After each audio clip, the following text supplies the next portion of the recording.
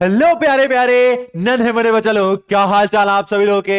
I hope सब लोग बड़े होंगे, फिट एंड फाइन होंगे। तो दोस्तों, मैं हूं आलोक चौबे, आपका दोस्त, आपका होस्ट और फिजिक्स मेंटर, और स्वागत करता हूं मैं आपका आपके अपने इस प्यारे से YouTube channel PW little champ पर, जहां पर हम लोग इस जुनून बैच के अंदर एक नया चैप्टर स्टार्ट किए थे। और उस चैप्टर का नाम क्या था भाई? तो मोशन एंड टाइम। अब लेक्चर नंबर 1 में आपको बहुत सारी चीजें बता दी थी और आपसे कुछ सवाल भी पूछे थे, तो आप लोगों ने आंसर किए हैं, मैंने देखे थे कमेंट, बहुत अच्छी बात है। तो चलिए आज हम स्टार्ट कर रहे हैं इसी चैप्टर का लेक्चर नंबर 2, जहां पर हम आगे के कुछ टॉपिक्स हैं जिन्हें डिस्कस करते हैं। चलिए तो पहले बता देता हूं कि आज की क्लास में हम क्या क्या पढ़ने वाले हैं। तो हमारे टॉपिक होंगे measurement of time and speed, यानी भाई टाइम और स्पीड को कैसे मेजर किया जाता है। अब अभी तो आपके पास घड़ी होती है, अभी तो आपके पास स्पीडोमीटर होता है, पर उस समय जब घड़ी नहीं हुआ करती थी तब हमारे जो एंसेस्टर्स थे, जो पूर्वज हुआ करते थे,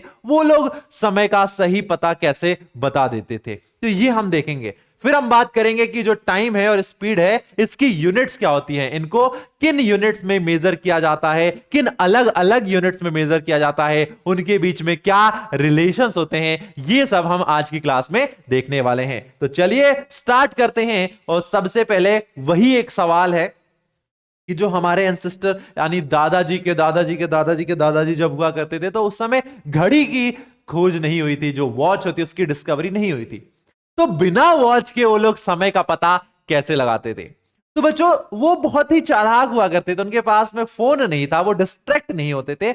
उन लोगों को क्या होता था, समय बहुत होता था, तो वो चीजों को ऑब्जर्व करना जानते थे, ऑब्जर्व करते थे। और जो हमारे पूर्वज लोग होते थे, उन्हें पता था कि हमारे एनवायरमेंट में कुछ ऐसी घटनाएं हैं जो अपने आप को रिपीट करती हैं, यानी वो फिनोमिनन एक समय के बाद रिपीट होते जाते हैं। तो वो उन चीजों को ऑब्जर्व करते थे और उसके हिसाब से वो समय का पता लगाते थे। जैसे वो लोगों को पता था कि जो सूरज होता है वो रोज उगता है और रोज डूबता है, फिर अगले दिन उगता है, फिर डूबता है, फिर उगता है, फिर डूबता है, यानी सनराइज होता है, फिर सनसेट होता है, फिर सनराइज होता है, फिर सनसेट होता है, फिर सनराइज होता है, फिर सनसेट होता है, यानी ये जो प्रोसेस है ये अपने आप को रिपीट करती जाती है।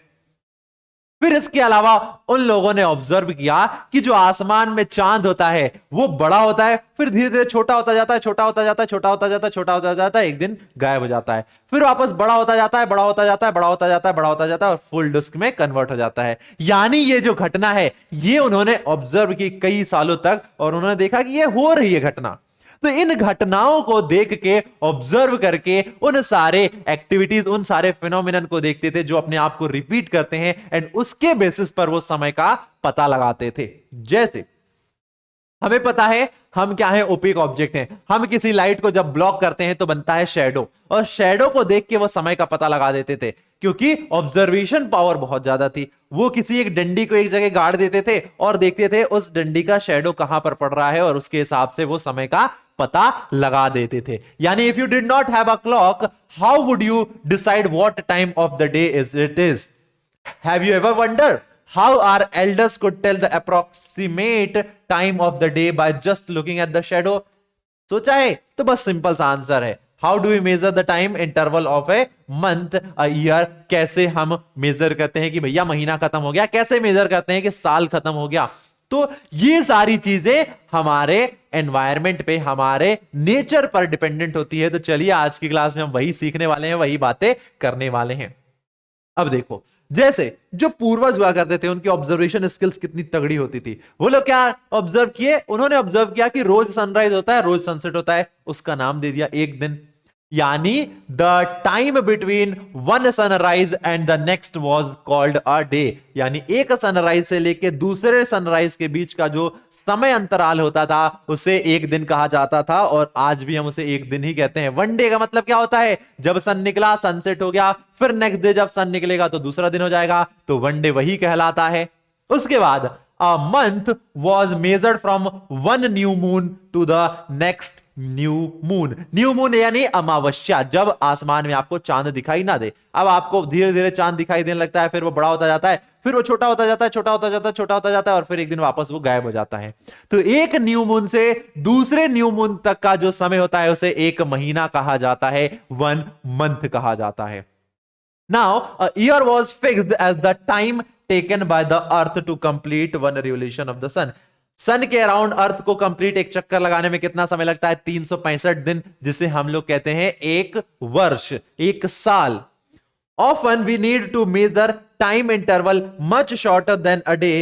Clocks or watches are perhaps the most common time measuring devices.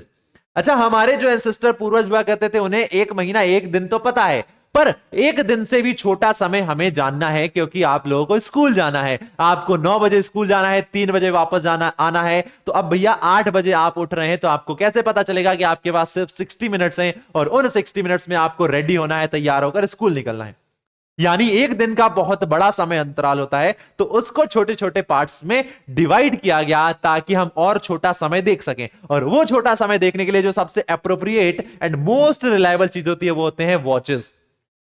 तो सबसे पहले तो क्या किया गया, हमको पता चला कि एक सनराइज से दूसरे सनराइज के बीच का जो समय है उसमें आधा समय दिन रहता है, आधा समय रात रहती है। तो हमने टोटल मान लिया 24 घंटे, 12 घंटे दिन दे दिए, 12 घंटे शाम को दे दिए, यानी 12 घंटे उजेला रहता है, 12 घंटे अंधेरा रहता है, ऐसे डिवाइड कर दिया। ठीक है, अब उस 12 घंटे को भी अलग अलग पार्ट्स में डिवाइड करना है, तो एक एक घंटों में डिवाइड कर दिया गया और घड़ी बनाई गई। और फिर जब घड़ी का इस्तेमाल हुआ तो क्या होने लगा, हम समय को आसानी से देख पा रहे हैं।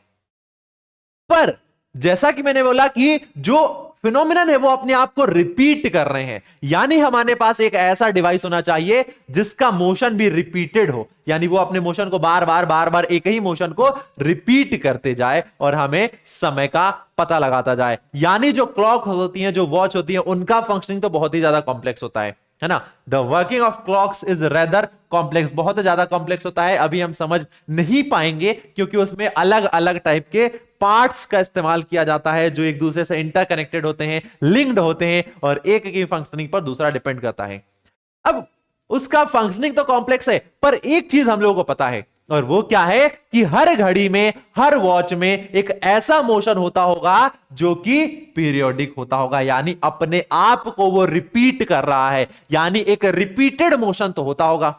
यानी but all of them make some use of some periodic motion, यानी सभी घड़ी क्या करती होंगी, कुछ पीरियोडिक मोशन का इस्तेमाल करती होंगी जो अपने आप को रिपीट कर रहा है। और इन सभी पीरियोडिक मोशन में से सबसे जो वेल नोन पीरियोडिक मोशन होता है वो होता है एक सिंपल पेंडुलम का motion. One of the most well known periodic motion is that of a simple pendulum. Simple pendulum का मतलब क्या है, हम एक बॉल में एक रस्सी को बांध लें और रस्सी के दूसरे हिस्से को पकड़ के और जब बॉल को लाएं तो बॉल क्या होती है, कभी इधर कभी इधर, कभी इधर कभी इधर, कभी इधर कभी इधर, यानी वो अपने मोशन को बार बार रिपीट करती रहती है, इसलिए उसे हम पीरियोडिक मोशन कहते हैं।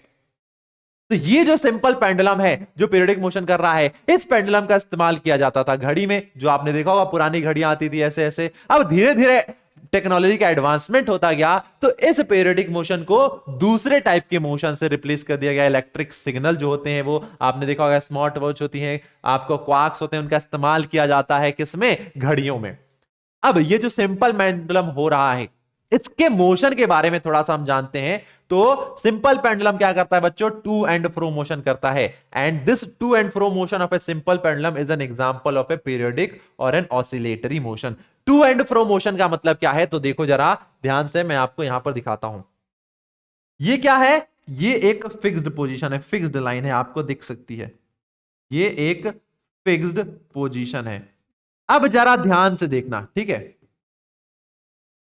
ये जो बॉल है वो इस फिक्स पोजीशन से क्या हो रही है, एक बार लेफ्ट जा रही है, एक बार राइट, फिर लेफ्ट, फिर राइट, फिर लेफ्ट, फिर राइट। और अगर आप इसको सेंटर मान लो तो ये एक बार आगे जा रही है, एक बार पीछे, एक बार आगे, फिर पीछे, आगे एंड पीछे। तो ये जो आगे एंड पीछे का मोशन हो रहा है एक फिक्स्ड पोजीशन के अलोंग, इस मोशन को कहा जाता है to and fro motion.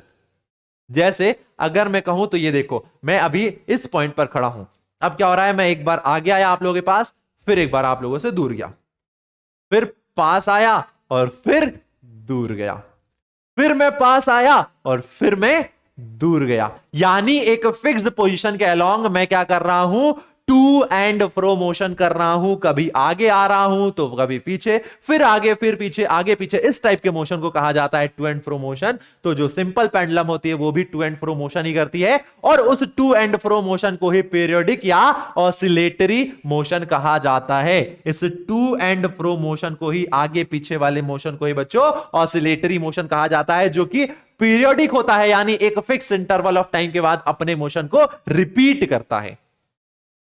The pendulum is said to have complete one oscillation when its bob starting from its mean position O move to A to B and back to O। तो देखो इसका मतलब क्या है, ये एक simple pendulum है, और ये सिंपल पेंडुलम में बच्चों क्या होती है, एक बॉल लगी होती है जिसे कहा जाता है बॉब। अभी ये जो सिंपल पेंडुलम है ये है अपने पॉइंट O पर, फिर ये क्या होता है, यहां से जाता है लेफ्ट एक पॉइंट A तक, फिर ए से वापस आता है पॉइंट ओ पर, फिर पॉइंट ओ से जाता है बी पर, और फिर बी से वापस आता है ओ पर। तो सबसे पहले क्या होता है, बॉब स्टार्ट हो रहा है पॉइंट ओ से, ये इसका ओरिजिन है, या हम कहें ये इसका स्टार्टिंग पॉइंट है, ये ओरिजिन है या इसका स्टार्टिंग पॉइंट है, और यहां से ये मोशन करना स्टार्ट कर रहा है ओ से, ये जा रहा है ए पर, वापस ए से आया ओ पर, फिर ओ से गया बी पर, और फिर बी से आया ओ पर। तो जब ये पूरा इतना कंप्लीट कर लेता है साइकिल, फिर से देखना, इसको पूरा एक साइकिल बोलते हैं, इसके मोशन को एक साइकिल बोलते हैं। कितने मोशन को, ओ से ए जाना, वापस ओ आना, फिर बी जाना, फिर वापस ओ आना, ये कहलाता है कंप्लीट वन साइकिल। तो जब आपका पेंडुलम इतना ट्रेवल कर लेता है तो उसे कहा जाता है वन साइकिल या वन ऑसिलेशन। यानी समझ गए वन ऑसिलेशन का मतलब क्या है, तो देखो जरा ध्यान से, मैं यहां पर हूं, अभी ये मेरा मीन पोजीशन है यानी ओ है, ये मेरा ओ पॉइंट है। अब एक बार मैं आगे गया ए पर, फिर वापस ओ पर आया, फिर मैं बी पर गया, और फिर वापस ओ पर आया, तो ये हो गया कंप्लीट एक ऑसिलेशन या एक साइकिल। ठीक है, और इस कंप्लीट एक ऑसिलेशन, एक साइकिल को करने में जो समय लगता है वो कहलाता है time period. The time taken by the pendulum to complete one oscillation is called time period. यानी इस पेंडुलम को ओ से ए तक जाने, ए से ओ तक आने, फिर ओ से बी तक जाने, और बी से ओ तक आने में जो समय लगेगा उसे कहा जाएगा इस ऑसिलेशन का टाइम पीरियड। समझ में आ गया होगा दोस्तों सिंपल पेंडुलम के बारे में क्या कह रहे हैं, और इस सिंपल पेंडुलम का इस्तेमाल किया जाता है क्लॉक्स को बनाने के लिए, क्योंकि ये एक पीरियोडिक मोशन है जो अपने आप को रिपीट कर रहा है। अब अगर हम बात करें समय को कैसे मेजर किया जा सकता है, तो समय को मेजर करते हैं साल, हम मेजर करते हैं मंथ, फिर डे, पर डे बहुत बड़ा है तो हमने क्या किया, उस टाइम को थोड़ा सा और छोटा कर दिया। टाइम को मेजर करते हैं ईयर, पर ईयर ज्यादा बड़ी यूनिट है तो फिर हमने उसको छोटा कर दिया, हमने उसको कन्वर्ट कर दिया मंथ में। मंथ भी बड़ा होता है तो फिर हमने मंथ को और छोटा किया डे में। अब डे और छोटा होता है तो डे को हमने डिवाइड कर दिया आवर्स में। आर भी बड़ा होता है तो हमने उसको डिवाइड कर दिया मिनट में और छोटा कर दिया। मिनट भी बड़ा होता है तो हमने उसको और छोटा कर दिया, कन्वर्ट कर दिया सेकंड में। अब इससे भी छोटी यूनिट्स होती हैं, बट अगर हम बात करें कि हमारे आम जीवन में, डेली लाइफ में, तो सेकंड से छोटी यूनिट का इस्तेमाल नहीं होता है, बट जो साइंटिफिक एक्सपेरिमेंट्स होते हैं वहां पर और भी छोटे समय का इस्तेमाल किया जाता है। तो इसलिए और भी ऐसी क्लॉक्स बनाई गई हैं जो सेकंड से भी छोटे समय को मेजर कर सकती हैं, बट हमारी जो जरूरत है यहां तक पूरी हो जाती है डेली लाइफ, किससे ज्यादा हमको नहीं चाहिए। तो बच्चों जो बेसिक यूनिट होती है समय को मेजर करने की वो क्या होती है, the basic unit of time is second. सबसे बेसिक यूनिट जो होती है समय को मेजर करने की वो सेकेंड है, और उसका सिंबल होता है एस या SEC, ये सिंबल होता है। Now you must have remember that the symbol of all units are written in singular. यानी बच्चों जब कभी भी आप किसी यूनिट को लिख रहे हो तो उसे हमेशा सिंगुलर फॉर्म में लिखा जाता है, कभी भी प्लूरल नहीं होता है। जैसे आप 50 किलोमीटर्स लिखते हो, KM किलोमीटर लिखते हो, कभी भी आप किलोमीटर्स नहीं लिखते हो, S नहीं लगाते हो, तो ये गलत है। आप सेंटीमीटर लिखते हो, आप सेंटीमीटर्स नहीं लिखते हो।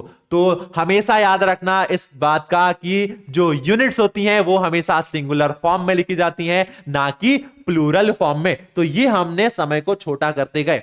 अब यहां वाले जो समय है इनको मेजर करने के लिए जरूरत पड़ती है एक वॉच की, एक घड़ी की, जिस घड़ी में क्या होना चाहिए, एक पीरियडिक मोशन होना चाहिए। और पीरियडिक मोशन का मतलब तो आपको बता दिया है, एक सिंपल पेंडुलम का मोशन जो कि अपने आप को रिपीट कर रहा है। ठीक है, अच्छा आज चलो यहां पर बता देता हूं एक चीज और, कि टाइम की अब क्या हो गई, यूनिट हो गई। अब जब आपको, अब चलिए सिंपल सी बात है, अगर मैं आपसे सवाल पूछ रहा हूं कि बच्चा ये बताइए मुझे आप कि आपका स्कूल जो है वो कितनी देर लगता है, तो आप कहेंगे कि सर हमारा स्कूल 600 मिनट लगता है। नहीं ना, आप कहेंगे सर हमारा स्कूल 5 घंटे लगता है, 6 घंटे लगता है, 7 घंटे लगता है, यानी 9 से 3 तक चलता है, 6 घंटे हमारा स्कूल रहता है, 6 घंटे बाद हमारी छुट्टी हो जाती है। ओके, चलिए। अच्छा, फिर अब मैं बताऊं कि आप लोगों ने रेस में पार्टिसिपेट किया, 10 मीटर की रेस में, तो आपको 10 मीटर का जो समय लगा दौड़ने में, कितना लगा, तो आप कहेंगे सर 10 मिनट का समय हमको दौड़ने में लगा 0.333 आवर्स। नहीं ना, तो आपको जब छोटी चीज बताना है तो आप छोटी यूनिट का इस्तेमाल करोगे, जब बड़ी चीज बताना है तो बड़ी यूनिट का इस्तेमाल करोगे। तो इसीलिए हम रिक्वायरमेंट के हिसाब से अलग अलग यूनिट्स का इस्तेमाल करते हैं, पर इनके बीच में कुछ रिलेशंस भी होते हैं। जैसे वन डे, वन डे बराबर कितना होता है, एक दिन में क्या होता है बच्चों, तो 24 घंटे होते हैं, 24 आवर्स होते हैं। ठीक है, फिर वन आवर में, वन आवर में होते हैं 60 मिनट। एक घंटे को भी फिर हमने तोड़ दिया मिनट्स में, और एक घंटे में 60 मिनट होते हैं। अब इस एक मिनट में बच्चों 60 सेकेंड्स होते हैं। तो ये कुछ रिलेशंस हैं जो कि बहुत ही बेसिक रिलेशंस है, आपको पता होना चाहिए। एक दिन में 24 घंटे, एक घंटे में 60 मिनट और एक मिनट में 60 सेकंड। तो आप इन तीनों यूनिट्स के बीच में आपस में रिलेशन भी निकाल सकते हैं। ओके, चलिए आपको एक सवाल देता हूं मैं, और आप मुझे बताइए 90 मिनट्स, 90 मिनट्स को आप कन्वर्ट कीजिए आर में एंड सेकेंड्स में। आप मुझे बताइए 90 मिनट बराबर कितने घंटे, कितने आर, एंड 90 मिनट्स बराबर कितने सेकंड, दोनों में कन्वर्ट कीजिए, इसका आंसर बताइए फटाफट। 90 minutes is equals to how many hour and 90 minutes is equals to how many seconds. Okay, तब तक आगे बढ़ते हैं और मैं आपको स्पीड की यूनिट बताता हूं। अब बच्चों स्पीड क्या होता है, तो आपको फर्स्ट लेक्चर में बताया था, स्पीड मतलब एक ऐसी क्वांटिटी जो हमें बताती है कि दो ऑब्जेक्ट में से कौन सा ऑब्जेक्ट तेज चल रहा है, कौन सा ऑब्जेक्ट स्लो चल रहा है, वो होता है स्पीड। और स्पीड हम कैसे निकालते हैं, तो स्पीड बराबर होता है डिस्टेंस अपॉन टाइम, यानी कोई ऑब्जेक्ट ट्रेवल कर रहा है तो उस ऑब्जेक्ट ने कितनी डिस्टेंस कितने समय में ट्रेवल करी, ये पता चलता है उसकी स्पीड से। तो अगर हम क्या करें, ऑब्जेक्ट ने जितनी भी डिस्टेंस ट्रेवल की है वो टोटल डिस्टेंस ले लें और उसमें हम डिवाइड कर दें कि उसने कितना समय लिया है उस डिस्टेंस को कवर करने में। टोटल डिस्टेंस को टोटल टाइम से डिवाइड कर देंगे तो हमें मिल जाएगा दोस्तों स्पीड। अब एक बात ध्यान रखना हमेशा कि अगर आप डिस्टेंस को मेजर कर रहे हो किलोमीटर में तो टाइम को हमेशा आर में मेजर करना, और अगर डिस्टेंस को आप मेजर कर रहे हो मीटर में तो टाइम को हमेशा सेकंड में मेजर करना। तो ये साथ में लेके चलोगे तो मजा आएगा और सही आंसर निकलेगा। किलोमीटर को आर, किलोमीटर में मेजर कर रहे हो डिस्टेंस तो टाइम आर में होना चाहिए, अगर डिस्टेंस मीटर में मेजर कर रहे हो तो टाइम सेकंड में मेजर होना चाहिए। अब इन दोनों में एक रिलेशन बताता हूं। अगर आपको किलोमीटर आर को कन्वर्ट करना है मीटर पर सेकंड में तो आप क्या करो, सिंपल सा 5/18 का मल्टीप्लाई कर दो और आंसर निकल जाएगा। यानी 1 kilometre per are is equal to होता है 5/18 metre per second. 1 kilometre per are बराबर होता है 5/18 मीटर पर सेकेंड। और अगर आपको मीटर पर सेकेंड को किलोमीटर आर में कन्वर्ट करना है तो वो होता है 18/5 किलोमीटर पर आर। यानी 1 मीटर पर सेकेंड बराबर होता है 18/5 किलोमीटर पर आर। ठीक है, अब चलिए आपको एक सॉल्व करवा के बताता हूं मैं। जैसे आपको दिया है 90 किलोमीटर पर आर, आपको इसे कन्वर्ट करना है मीटर पर सेकेंड में। तो देखिए कैसे कन्वर्ट करोगे। 90 किलोमीटर पर आर बराबर कितना होता है 5/18 मीटर पर सेकेंड, तो हम किलोमीटर पर आर को हटा के 5/18 मीटर पर सेकेंड लिख देंगे। 18 बन जाए 18 एंड 18 पढ़ो पहाड़ा, 18 दूनी 36, 54, 18 चौको 72, 18 पंजे 90, 5 बार गया तो 5 इंटू 5 मीटर पर सेकेंड और ये आ गया 25 मीटर पर सेकेंड। तो हम कह सकते हैं 90 kilometre hour 90 kilometre per are is equal to 25 metre per second. तो हम इन दो यूनिट्स के बीच में रिलेशन भी निकाल सकते हैं। किलोमीटर पर आर एक बड़ी यूनिट है, मीटर पर सेकेंड एक छोटी यूनिट है ना। And it can also be expressed in other units such as metre per minute, kilometre per hour. Depend करता है कि हमारी जरूरत क्या है, रिक्वायरमेंट क्या है। ओके, समझ में आ गया यूनिट कैसे निकालते हैं स्पीड की। चलो अब आगे बढ़ते हैं और हम बात करते हैं एक सवाल की, और वो क्या है, Munna wondered how time was measure when pendulum clocks were not available. जब पेंडुलम क्लॉक्स नहीं थी तब समय कैसे मेजर किया जाता था। तो इसके लिए अलग अलग टाइप्स की घड़ियों का इस्तेमाल किया जाता था बच्चों। जैसे इस्तेमाल किया जाता था सन डायल का इस्तेमाल किया जाता था। और अगर आप कभी जंतर मंतर गए हो, जयपुर गए हो, दिल्ली गए हो, जहां पर भी जंतर मंतर हो, तो वहां पर जरूर जाके विजिट करिएगा। वहां पर गाइड होगा, वो आपको बताएगा कि कैसे इन सन डायल की हेल्प से टाइम को मेजर किया जाता है। वहां पर क्या होता है बच्चों, ऐसे गोल घड़ी बनी रहती है। अब सन जब भी जिस पोजीशन पर रहता है तो सन की शैडो बनती है, और उस शैडो को देख के वो टाइम मेजर कर लेते हैं, एक्यूरेट टाइम मेजर कर लेते हैं। मैं खुद गया था तो मैं एकदम दंग रह गया। मैंने जैसे ही टाइम मेजर किया और फोन निकाल के चेक किया, एग्जैक्ट टाइम हो रहा था। यानी हमारे जो एंसेस्टर्स थे उनकी सोच रखते हो टेक्नोलॉजी कितनी ज्यादा थी। यानी आज से 1000, 1500, 2000 साल पहले भी वो एक्यूरेट टाइम को मेजर कर लेते थे इन सन डायल्स की वजह से। इसके अलावा उनके पास होता था वाटर क्लॉक, ऐसे पानी भर देते थे, जितना पानी गिर गया, जितना बचा उस हिसाब से समय वो देखते थे। इसके अलावा वो इस्तेमाल करते थे सैंड क्लॉक का, ये भी आपने देखा होगा, ये तो बहुत ही ज्यादा कॉमन है।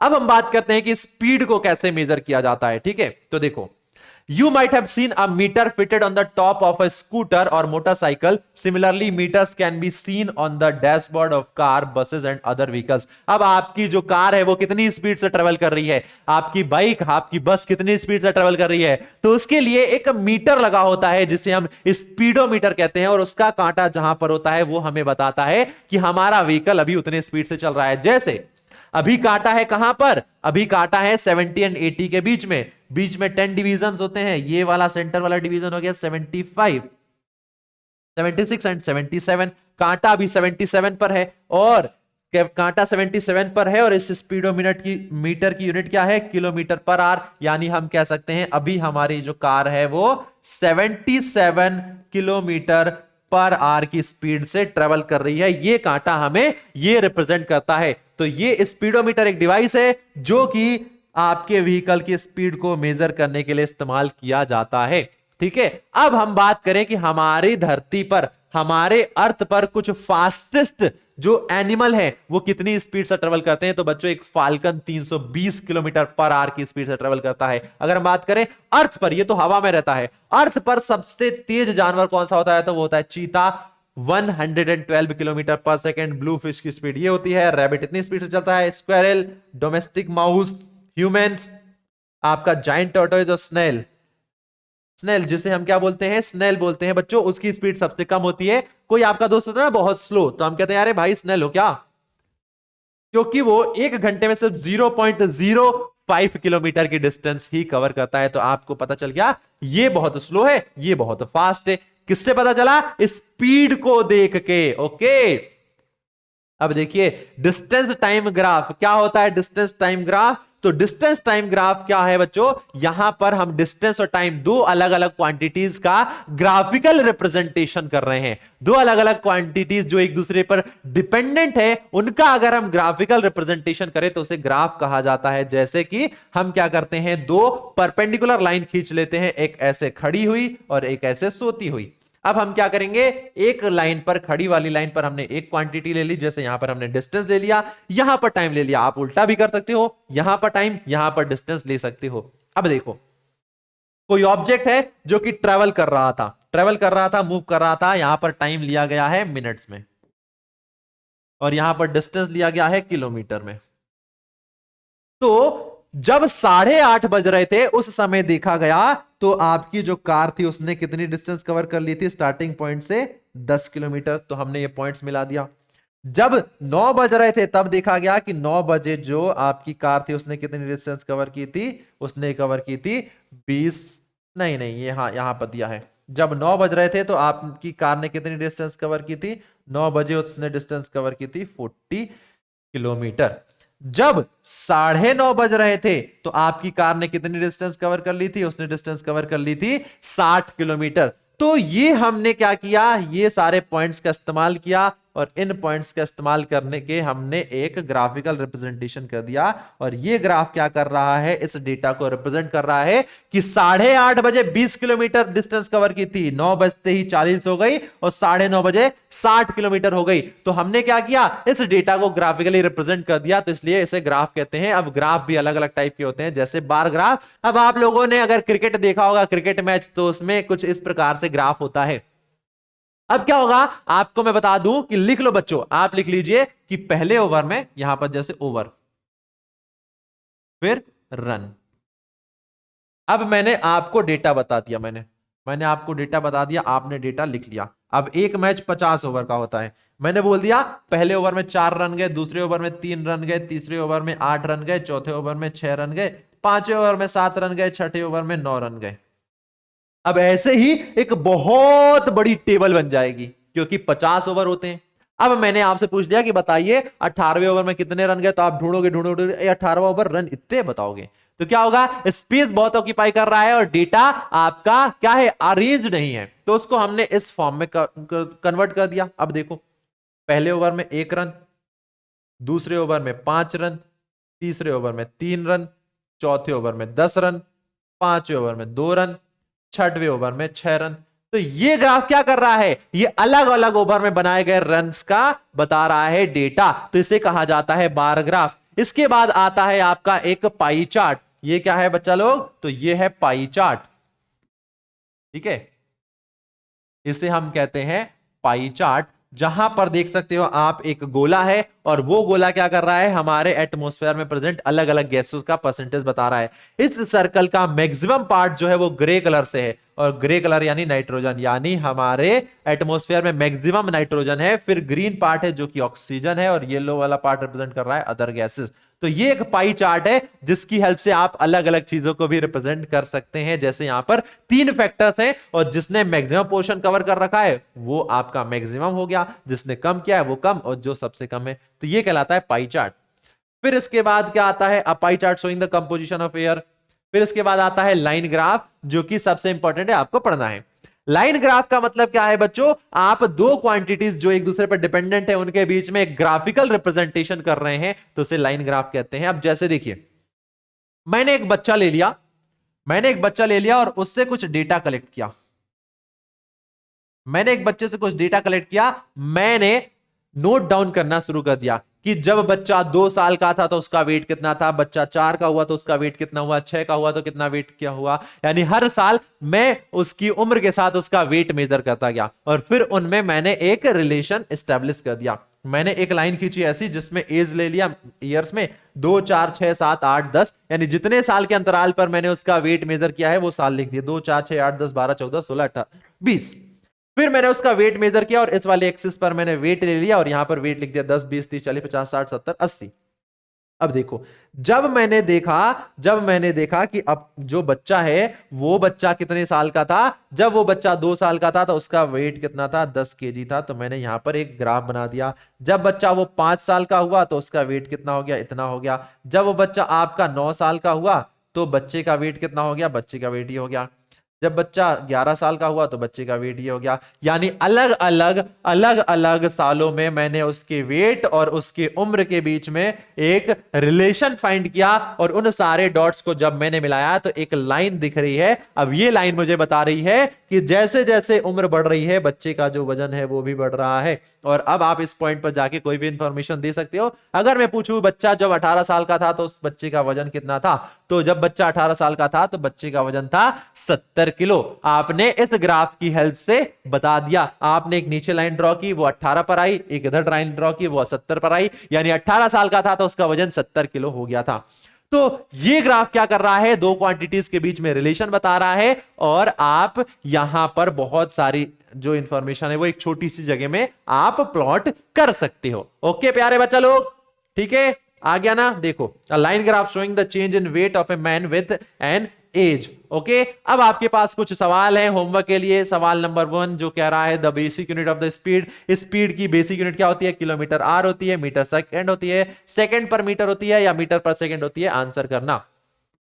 सवाल number 2, the value of 2 kilometre per are is equal to 2 kilometre per are is equal to क्या होगा? तो आपको किलोमीटर पर आर को मीटर पर सेकंड में कन्वर्ट करना है। मैंने आपको बता रखा है कि kilometre per are is equal to होता है 5/18 मीटर पर सेकंड। तो इसको ध्यान में रखते हुए आंसर करो, क्या होगा इस सेकंड क्वेश्चन का आंसर। और ये जरा ध्यान से पढ़ो, ध्यान से सुनो क्या लिखा है। Children must be taught how to think not what to think, यानी आप सभी को क्या सीखना चाहिए कि कैसे सोचना है, ना कि क्या सोचना है। अगर क्या सोचना है मैंने आपको सिखाया तो आप रेस्ट्रिक्ट होकर रह जाएंगे। तो इसलिए आपको यह सीखना है कि कैसे सोचा जाए, और फिर कैसे सोचा जाए यह सीख लिया, फिर आप खुद से सोच सकते हो कि क्या सोचना है। ओके, तो ये था हमारा लेक्चर नंबर 2, और इसी के साथ हमारा ये जो चैप्टर है मोशन एंड टाइम ये हो गया है खत्म। अब मिलेंगे नेक्स्ट चैप्टर में, तब तक पढ़ते रहिए, मुस्कुराते रहिए, अपना ख्याल रखिए। टाटा